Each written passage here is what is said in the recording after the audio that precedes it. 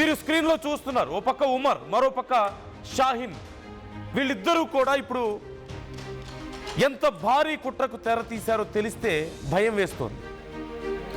ఆ ఉమర్ అనే వ్యక్తి ఢిల్లీలో పేలుడికి పాల్పడ్డ వ్యక్తి. మరోవైపు షాహిన్ పట్టుబడ్డటువంటి ఒక మహిళ.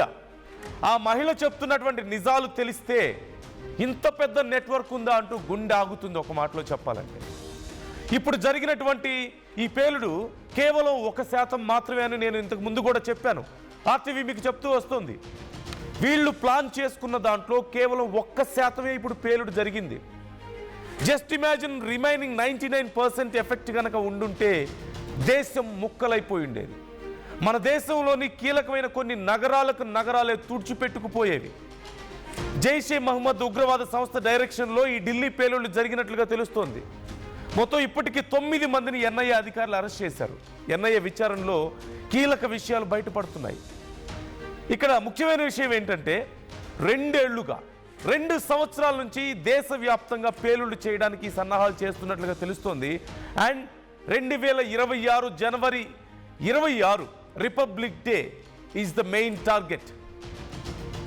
రిపబ్లిక్ డే రోజున ఎర్రకోట దగ్గర భారీ విధ్వంసానికి ప్లాన్ చేసుకుని ఉన్నారు.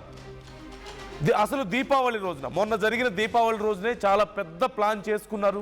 కొన్ని వేల మందిని, మన భారతీయుల్ని ఛిద్రం చేసేందుకు వాళ్ళ శరీర భాగాలని ప్లాన్ చేసుకున్నారు. కానీ ఆ ప్లాన్ వర్కౌట్ అవ్వలేదు.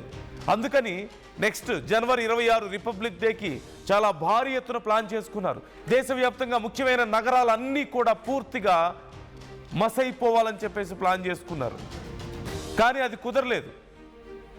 అయితే ఒక్కసారిగా కాశ్మీర్లో కొన్ని జైషే మహమ్మద్కి సంబంధించినటువంటి పోస్టర్స్ బయటపడడం, వాటిని ట్రాక్ చేస్తూ జమ్మూ కాశ్మీర్ పోలీసులు అలాగే మన ఇంటెలిజెన్స్ డిపార్ట్మెంట్స్ వాటిని ట్రాక్ చేస్తూ వెళ్ళిన నేపథ్యంలో అక్కడ కొంతమంది పట్టుబడ్డం, వాళ్ళ దగ్గర 2900 కిలోల 2900 కిలోల పేలుడు పదార్థాన్ని, అంటే ఐఈడిని తయారు చేయడానికి ఉపయోగించేటువంటి పేలుడు పదార్థాలని వాళ్ళ దగ్గర స్వాధీనం చేసుకోవడం, భారీ ఎత్తున ఆయుధాలను స్వాధీనం చేసుకోవడంతో అధికారులకు కూడా కళ్ళు బైర్లు గమ్మాయి. 2900 కేజీలు అంటే ఎంత తక్కువ వేసుకున్నా సరే అది మొత్తం ఉపయోగిస్తే కనీసం 50 నుంచి 60 వేల మంది ప్రజల ప్రాణాలను తీయొచ్చు. కొన్ని లక్షల కోట్ల ఆస్తి నష్టం జరగవచ్చు.